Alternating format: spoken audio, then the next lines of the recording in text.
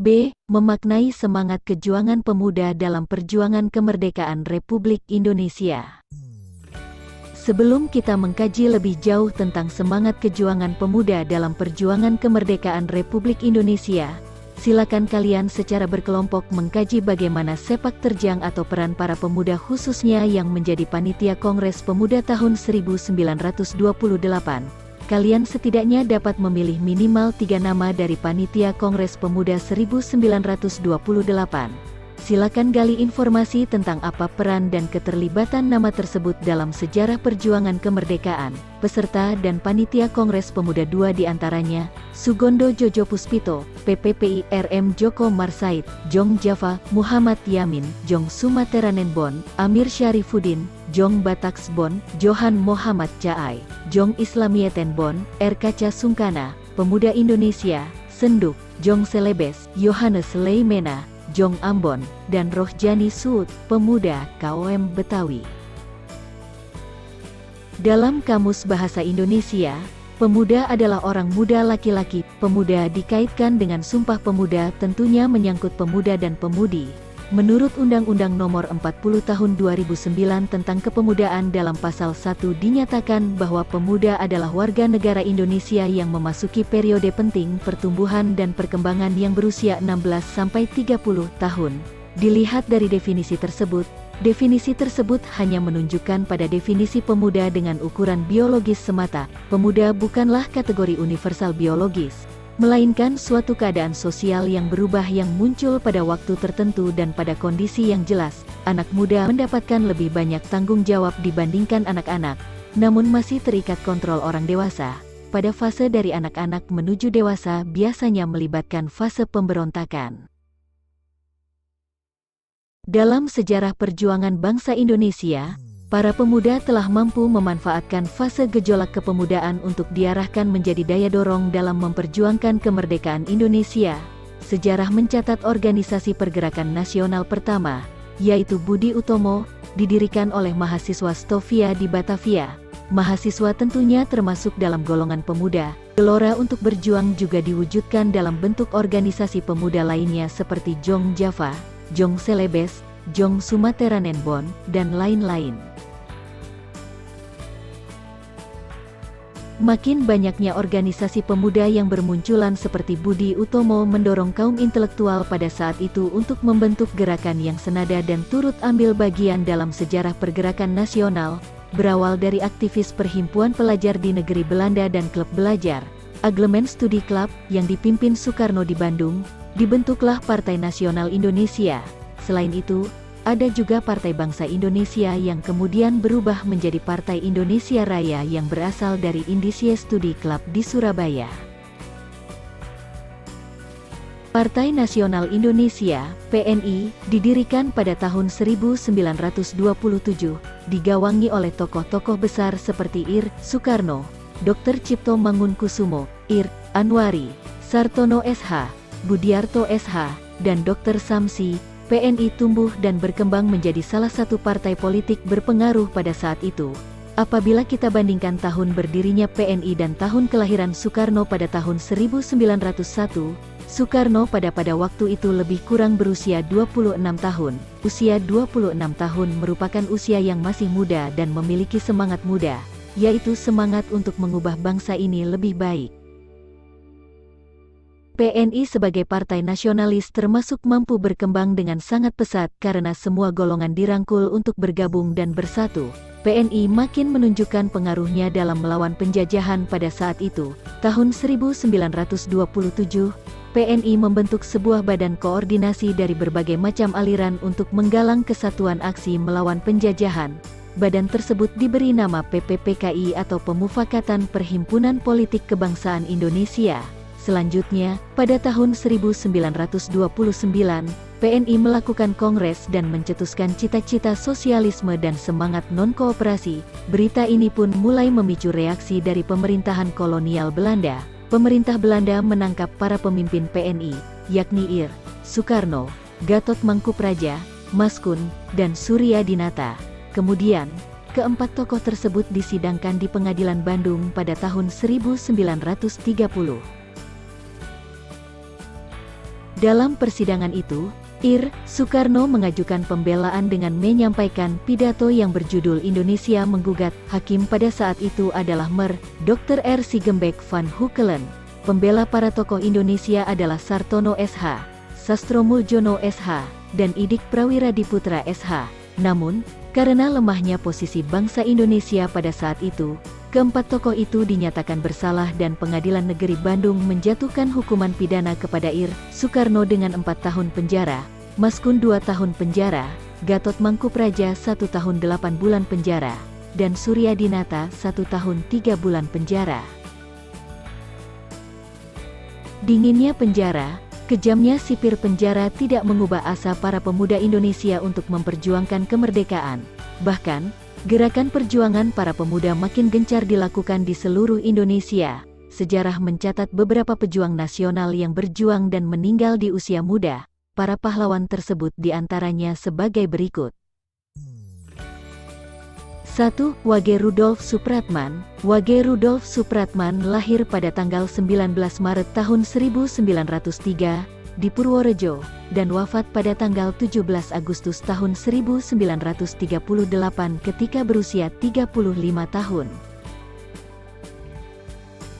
Wage Rudolf Supratman merupakan sosok penting dalam peristiwa Sumpah Pemuda pada tanggal 28 Oktober tahun 1928. Pada saat penutupan Kongres Pemuda II di Gedung Indonesia Klub Huis, Supratman memperdengarkan lagu ciptaannya berjudul Indonesia melalui gesekan biola.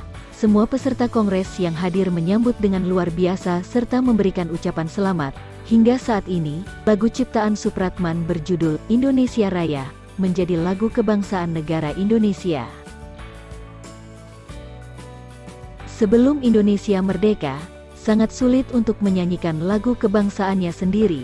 Pada saat ini, lagu Indonesia Raya terus dipatri dalam jiwa para pemuda karena setiap pagi dinyanyikan sebelum belajar. Mudah-mudahan semangat lagu Indonesia Raya dapat membangun jiwa dan badan bangsa Indonesia untuk menuju kehidupan yang lebih baik.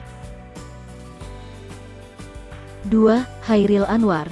Chairil Anwar adalah penyair angkatan 45 yang terkenal dengan puisinya yang berjudul Aku. Berkat puisinya itu, ia memiliki julukan si binatang jalang. Chairil lahir di Medan, tanggal 26 Juli tahun 1922. Ia adalah putra mantan Bupati Indragiri, Riau, dan masih memiliki ikatan keluarga dengan Perdana Menteri pertama Indonesia, Sultan Sejahrir. Ia bersekolah di Hollands Inlandse School, HIS, yang kemudian dilanjutkan di Mulo, tetapi tidak sampai tamat. Walaupun latar belakang pendidikannya terbatas, Chairil menguasai 3 bahasa, yaitu Inggris, Belanda, dan Jerman. Ia mulai mengenal dunia sastra di usia 19 tahun. Namanya mulai dikenal ketika tulisannya dimuat di majalah Nisan pada tahun 1942.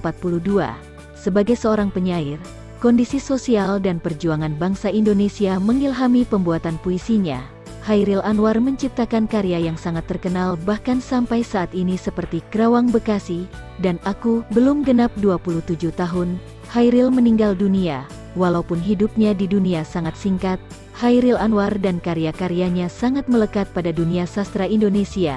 Karya-karya Chairil juga banyak diterjemahkan ke dalam bahasa asing, antara lain bahasa Inggris, Jerman, dan Spanyol. Sebagai tanda penghormatan, dibangun patung dada Chairil Anwar di Jakarta. 3. Walter Monginsidi. Walter Monginsidi merupakan pahlawan nasional Indonesia yang ikut memperjuangkan kemerdekaan Indonesia. Beliau lahir di Manado pada tanggal 14 Februari tahun 1925 dan wafat di usia 24 tahun pada tanggal 5 September tahun 1949. Semangat juang Walter muda muncul karena melihat penjajahan di bumi pertiwi yang tiada berkesudahan dan makin menjadi-jadi. Banyak perlawanan terhadap penjajah yang dipimpin oleh Walter muda ini. Pada tanggal 28 Februari tahun 1947, ia ditangkap oleh bala tentara Belanda di Sekolah SMP Nasional Makassar. Walter Monginsidi kemudian dipenjara, kakinya dirantai, dan dikurung di balik terali besi. Sebagai pemuda yang pantang menyerah dan memiliki semangat juang tinggi, ia tak lantas putus asa dan menyerah begitu saja. Tanggal 17 Oktober tahun 1948, bersama dengan Abdullah Haddade, H.M. Yosef, dan Lewang Daeng Matari, Walter berhasil melarikan diri dari penjara melalui cerobong asap dapur. Sayang sekali, Walter hanya bisa menghirup udara kebebasannya selama 10 hari. Walter divonis hukuman mati pada tanggal 26 Maret tahun 1949. Robert Walter Monginsidi menulis banyak rangkaian kata penuh makna yang menunjukkan kesetiaannya terhadap Ibu Pertiwi. Raga boleh mati, tapi perjuangan jalan terus, jangan takut melihat masa yang akan datang. Saya telah turut membersihkan jalan bagi kalian meskipun belum semua tenagaku kukeluarkan. Memang betul, bahwa ditembak bagi saya berarti kemenangan batin dan hukuman apapun tidak membelenggu jiwa. Hari Senin tanggal 5 September tahun 1949, Robert Walter Monginsidi menolak menutup matanya ketika dieksekusi. Ia berkata, dengan hati dan mata terbuka, "Aku ingin melihat peluru penjajah menembus dadaku." Lalu, Walter berteriak, "Merdeka! Merdeka! Merdeka!" dan peluru menghantam tubuhnya. Wafatlah ia di usia yang masih begitu muda, 24 tahun. Walter Monginsidi mengantongi banyak penghargaan dan gelar. Antara lain ia dianugerahkan pemerintah Indonesia Bintang Gerilya pada tahun 1958 dan Bintang Mahaputra kelas 3 pada tahun 1960. Serta ditetapkan sebagai pahlawan nasional pada tahun 1973. 4. I Gusti Ngurah Rai. I Gusti Ngurah Rai lahir di Badung, tanggal 30 Januari tahun 1917. I Gusti Ngurah Rai merupakan anak dari seorang camat petang. I Gusti Ngurah Palung tertarik dengan dunia militer sejak kecil. Ngurah Rai bergabung dengan His Denpasar, lalu melanjutkan dengan Mulo yang ada di Malang. Tak cukup sampai di sana, ia kemudian bergabung dengan Sekolah Kader Militer, Prayoda Bali, Gianyar. Pada tahun 1940, Ngurah Rai dilantik sebagai Letnan II yang kemudian melanjutkan pendidikan di Corps of Leiding for Reserve Officieren, Coro, Magelang dan Pendidikan Artileri, Malang. Setelah Indonesia merdeka pada tahun 1945, I Gusti Ngurah Rai diangkat menjadi Komandan Tentara Keamanan Rakyat, TKR, Sunda Kecil.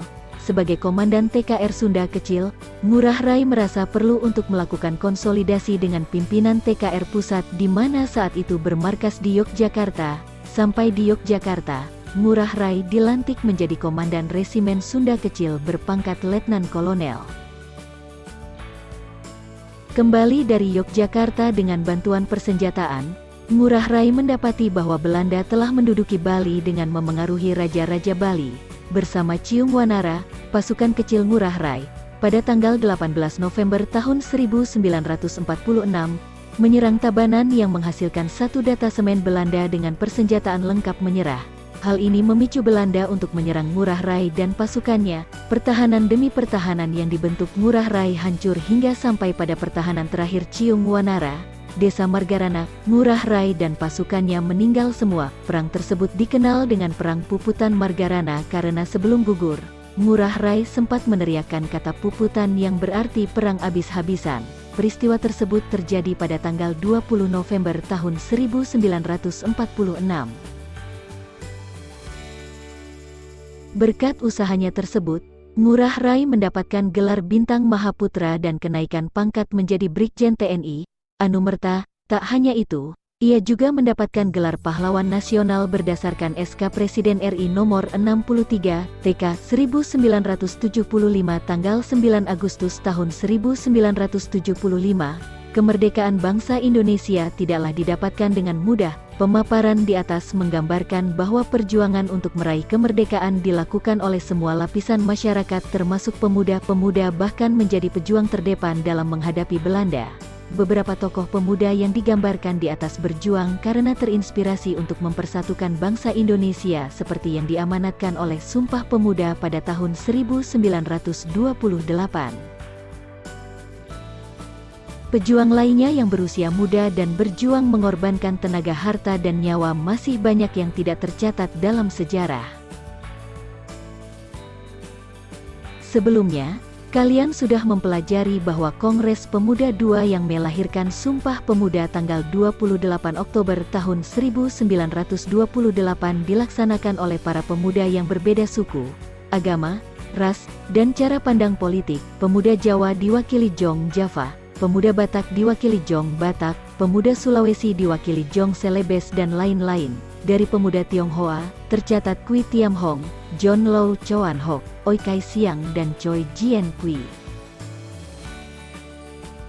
Beragamnya latar belakang peserta Kongres Pemuda menunjukkan bahwa pemuda sudah dapat bersatu dan bergerak untuk mempersatukan bangsa Indonesia. Hal ini seperti dinyatakan dan digelorakan dalam Sumpah Pemuda tanggal 28 Oktober tahun 1928. Isi teks Sumpah Pemuda memiliki peranan yang sangat penting. Melalui Sumpah Pemuda, tanah air, bangsa dan bahasa dapat diwujudkan untuk bersatu.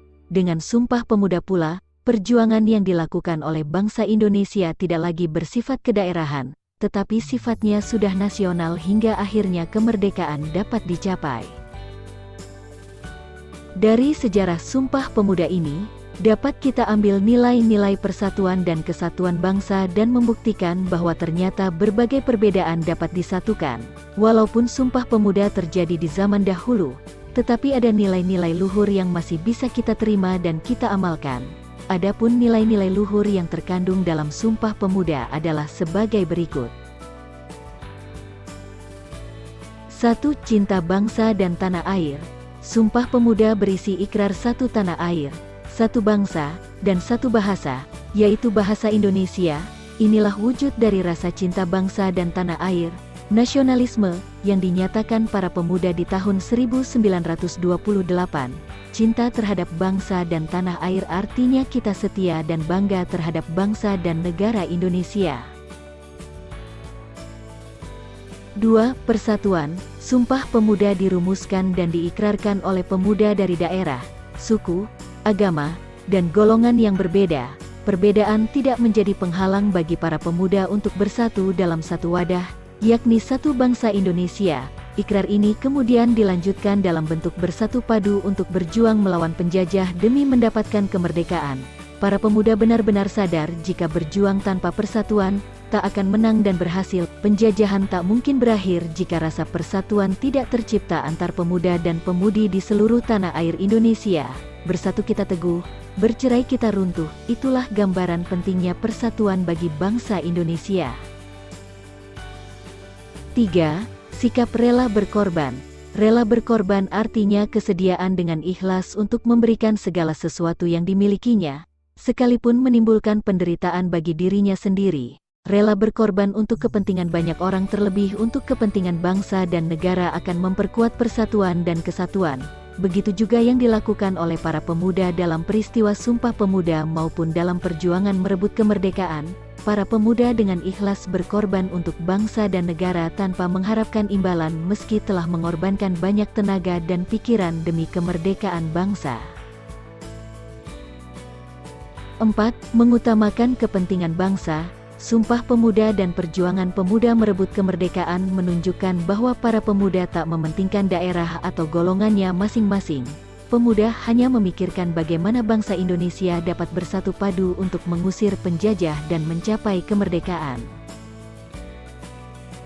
5. Dapat menerima dan menghargai perbedaan. Perbedaan latar belakang daerah, suku, dan agama peserta Kongres Pemuda tidak menyurutkan tekad pemuda untuk bersatu. Berbagai perbedaan bukan untuk dipermasalahkan melainkan untuk diterima dan dihargai sebagai sebuah kekayaan bangsa Indonesia. Pemuda menerima dan menghargai perbedaan demi terwujudnya satu bangsa, yaitu Indonesia. 6. Semangat persaudaraan. Semangat persaudaraan dilandasi oleh semangat kekeluargaan. Kekeluargaan didasarkan saling menyayangi dan bertanggung jawab dalam mempertahankan nilai-nilai keluarga. Sikap kekeluargaan dalam masyarakat Indonesia bukan hanya didasarkan oleh ikatan darah. Sebagai sebuah bangsa, bangsa Indonesia adalah bersaudara sehingga harus saling menghormati dan tolong-menolong dengan penuh keikhlasan dan kasih sayang. Dengan tingginya semangat kekeluargaan tersebut, pemuda dan pemudi Indonesia berikrar mengantarkan bangsa Indonesia untuk berbangsa dan bertanah air yang satu. 7. Meningkatkan semangat gotong royong atau kerja sama. Gotong royong berarti bekerja bersama-sama untuk mencapai suatu hasil yang didambakan. Gotong royong merupakan budaya bangsa Indonesia. Gotong royong merupakan suatu usaha atau pekerjaan yang dilakukan tanpa pamrih dan secara sukarela oleh semua warga menurut batas kemampuannya masing-masing. Gotong royong juga memiliki nilai kerjasama. Para pemuda telah bergotong royong secara sukarela menurut kemampuannya masing-masing. Kemerdekaan bangsa Indonesia merupakan bukti nyata dari gotong royong dan kerjasama yang dilakukan bangsa Indonesia.